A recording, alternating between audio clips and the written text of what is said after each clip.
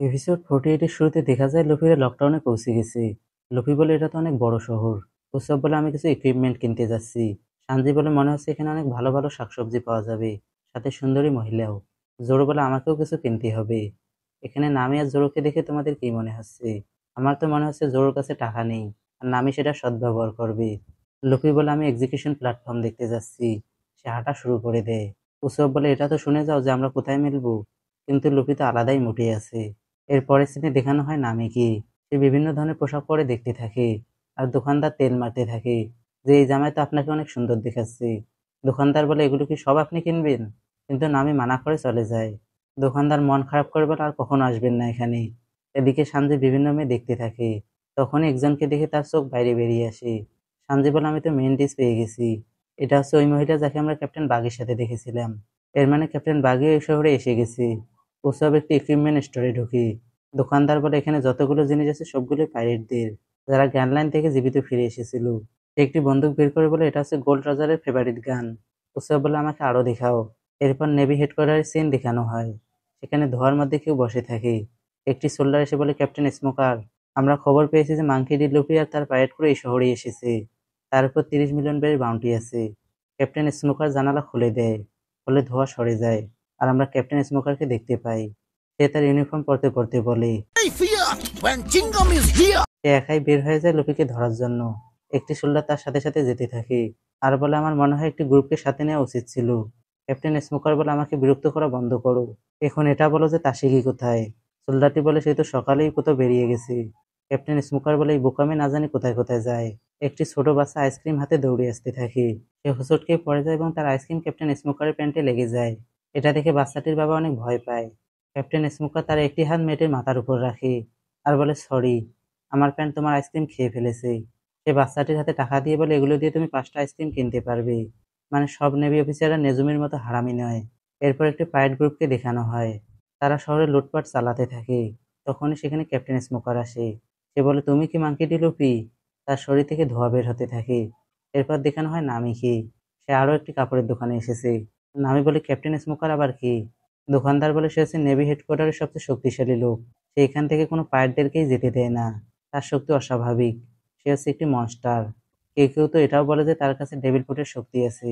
এরপর ওই পাইরেটদের দেখানো হয়। তাদেরকে বেঁধে রেখেছে ক্যাপ্টেন স্মোকার। সোল্ডারটি বলে আপনি তো সহজেই মাঙ্কি ডি লুফিকে হারিয়ে দিলেন। ক্যাপ্টেন স্মোকার বলে এটা মাঙ্কি ডি লুফি নয়। 30 মিলিয়ন বাউন্টির লোক এত সহজে হারতে পারে না। তখনই সেখানে লুফি আসে। ক্যাপ্টেন স্মোকার বলে এটা কি মাঙ্কি ডি লুফি? সোল্ডারটি বলে আমার মনে হয় না। লুফি বলে তুমি কি বলতে পারবে এক্সিকিউশন প্ল্যাটফর্ম কোন দিকে? আমি রাস্তা ভুলে গেছি। ক্যাপ্টেন স্মোকার বলে আমি তো তোমায় আগে কোথাও দেখিনি। লুফি বলে আমি এখনই এই আইল্যান্ডে আসলাম। এটা তো অনেক বড় শহর। আমাদের ফুসা ভিলেজ থেকে সম্পূর্ণই আলাদা। ক্যাপ্টেন স্মোকার বলে তুমি কেন এক্সিকিউশন প্ল্যাটফর্ম খুঁজছো? লুফি বলে আমি ওই জায়গায় দেখতে চাই যেখানে পাইরেট কিং মারা গিয়েছিল। এটা শুনে ক্যাপ্টেন স্মোকারও শক হয়ে যায়। ভালোই হয়েছে যে সে লুফির নাম জিজ্ঞাসা করেনি, নাহলে লুফি তো বলে দিত। লুফি ওখান থেকে যেতে যেতে বলে তাহলে তুমি জানো না? ক্যাপ্টেন স্মোকার বলে এই ধোঁয়াকে অনুসরণ করো। লুফি ধন্যবাদ বলে চলে যায়। এরপর জোরোকে দেখানো হয়। সে শর্টের দাম দেখতে থাকে। সে ভাবে শর্টের দাম এত বেশি কেন?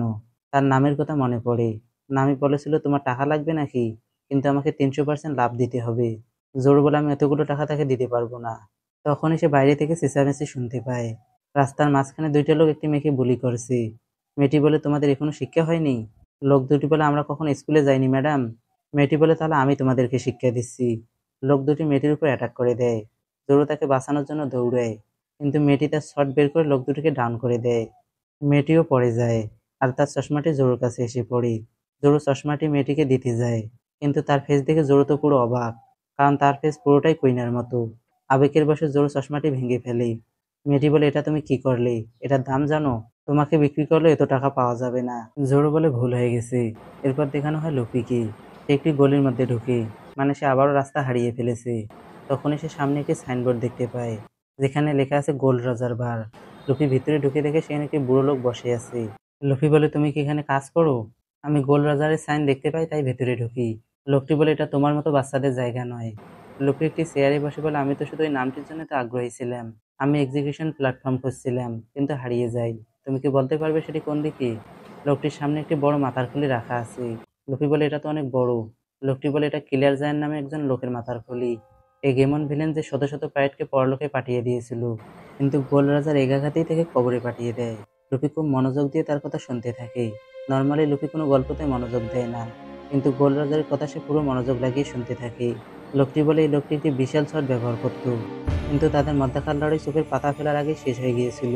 এখানে যে দাগটি দেখতে পাচ্ছ সেটা গোল্ড রাজার তাকে দিয়েছিল। সে মরার আগে রজারকে বলেছিল, রজার, তুমি একদিন একজন মহান পাইরেট হবে। এরিক ডাউন, যে কিং নামে পরিচিত ছিল, সিলভার সিলভার ছিল দুনিয়ার মহান গানম্যান, জায়ান গ্রোন্স ব্রাদার্স, এগুলো মহান নাম ছিল যে লোকজন তাদেরকে ডিমন বলে ডাকত। কিন্তু গোল্ড রাজারের সামনে তারা দুধ খাওয়া বাচ্চার সমান ছিল। লোকটির পুরো শরীরে গুজবাম হতে থাকে। লোকটি বলে, তুমি কি আরো শুনতে চাও? এখন তো মানুষ এগুলো বিশ্বাসই করে না। লোফি বলে, তুমি বলতে থাকো। লোকটি বলে, সেই একমাত্র ব্যক্তি ছিল যে গ্র্যান্ড লাইনে যেতে বিন্দুমাত্র ভয় পায়নি। গ্র্যান্ড লাইন, এটা এমন এক জায়গা যেখান থেকে একটি বোটও ফিরে আসে না। এটা এমন এক সমুদ্র যেটা খারাপ লোক দিয়ে ভরা। এরপর কিছু পাস্টের সিন দেখানো হয়। গোল্ড রাজা চেয়ারে বসে বলে, আমাকে আরো রাম দাও। রাম হচ্ছে একটি অ্যালকোহলের নাম। লোকটি তাকে একটি বোতল দিয়ে বলে, তুমি আজকে অনেক বেশি খাচ্ছ। রজার বলে, আমি এগুলো গ্র্যান্ড লাইনে নিয়ে যাব। লোকটি তাকে ওখানে যেতে মানা করে, কিন্তু রজার কি কারোর কথায় থামার লোক? সে গ্র্যান্ড লাইনে যায় এবং ওয়ান পিস ক্লেম করে ফিরে আসে। লোকটি বলে, আজ থেকে 22 বছর আগে সে মারা যায়। তখন থেকে লোকজন তার শক্তির প্রশংসা করে। তখন থেকে শুরু হয়ে এক নতুন পাইরেট এরা। কিন্তু বর্তমানে এই শহর ভীতু আর দুর্বল লোক দিয়ে ভরে গেছে। লোফি বলে, আমিও গ্র্যান্ড লাইনে যাচ্ছি। গোল্ড রজার সত্যিই অনেক কুল ছিল। পাইরেটদের তার মতোই হওয়া উচিত। এজন্যই আমি সমুদ্রে বেরিয়েছি। আমিও গ্র্যান্ড লাইনে গিয়ে ওয়ান পিস খুঁজবো এবং পাইরেট কিং হব। লোকটি লোফির মধ্যে রজারকে দেখতে পায়। লোকটি বলে, তোমার কথা শুনে আজ আমার মুড ভালো হয়ে গেছে, তাই আমি তোমাকে ড্রিঙ্ক অফার করেছি। লোফি বলে, আমি অ্যালকোহল পান করি না। লোকটি দুধ দেয় লোফিকে খাওয়ার জন্য। কিছুক্ষণ পর ক্যাপ্টেন স্মোকার সেখানে আসে। সে খালি গ্লাস দেখে বলে, তুমি তো আজকে নতুন কাস্টমার পেয়ে গেছো। এরপর সে বলে, আমাকে রাম দাও। লোকটি বলে, এখানে তোমার জন্য কোনো অ্যালকোহল নেই। ক্যাপ্টেন স্মোকার একটি বোতল হাতে নিয়ে বলে, আজকের দিনটা খুবই স্পেশাল। আমার আজও স্পষ্টই মনে আছে ওই দিনের কথা। এদিকে লুফি মেইন রোড দিয়ে হাঁটতে থাকে। লুফি বলে, এই রোড দিয়ে পাইরেট কিং হেঁটেছিল? ক্যাপ্টেন স্মোকার বলে, সেটা একটা আর্দ্র বিকেল ছিল। হাতে শিকল লাগিয়ে তাকে নিয়ে যাওয়া হচ্ছিল, কিন্তু সে একজন যুদ্ধবিজয়ী জেনারেলের মতোই হাঁটছিল। এরপর 22 বছর আগের সিন দেখানো হয়। গোল্ড রজারকে মেইন রোড দিয়ে নিয়ে যাওয়া হচ্ছে। ছোট স্মোকার দৌড়ে ভিড়ের সামনে আসে। রজা তার দিকে তাকে স্মাইল করে। ওয়েল, ফেম, পাওয়ার, সে সবকিছু অর্জন করেছিল। এমনকি সে যখন মৃত্যুর দিকে যাচ্ছিল তখনও তাকে দেখে কিং মনে হচ্ছিল।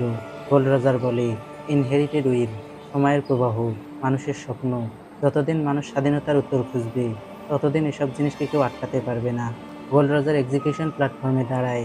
এক্সিকিউশনার বলে, কোনো শেষ কথা বলতে চাও? গোল্ড রজার বলে, এই হাতকড়িটি খুলতে পারবে? এক্সিকিউশনার বলে, আমি এটা করতে পারবো না। গোল্ড রজার বলে, তুমি নিশ্চয়ই জানো মানুষ কেমন একাকী ফিল করে। সে বসে বলে, যা করার তাড়াতাড়ি করো। তখনই একজন লোক চিৎকার করে বলে, ওই পাইরেট কিং, তুমি যে সম্পদগুলো পেয়েছিলে সেগুলো কোথায় রেখেছো? এগুলো কি গ্র্যান্ড লাইনে আছে? তুমি সেটি পেয়েছিলে তাই না? তাহলে কোথায় আছে the legendary treasure one piece? Gold Roger একটি হাসি দেয়। এরপর তার মহান স্পিচ শোনায়।ワンピースをよ